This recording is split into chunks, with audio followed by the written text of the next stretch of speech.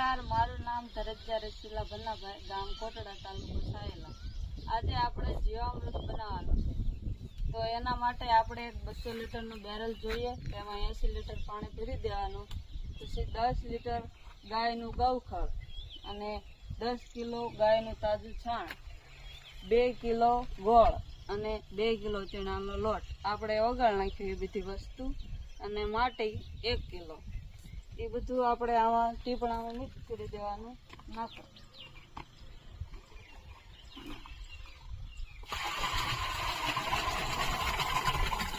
બધી વસ્તુ ઓગાળીને નાખો ને એટલે સારી રીતે મિક્સ થઈ જાય. આ છે ચણાનો લોટ 2 કિલો,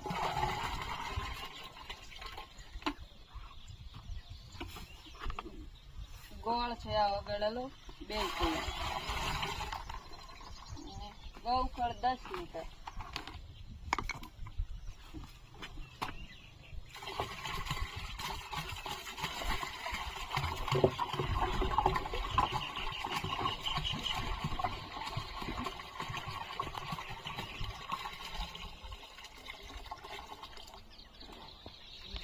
અને આ છે માટી. આપણે શેઠા પાવાની કે વડ નીચેની ખાતર વગરની માટી લેવાની. આને 3 થી 4 દિવસ પીડું રહેવા દેવાનું. સાંજ સવાર ઘડિયાળના કાંટા જેમ લાકડે છે હલાવવાનું. એટલે બની જાય ને એટલે એને ઓટોમેટિક તર ઉપર આવી જાય બેક્ટેરિયા.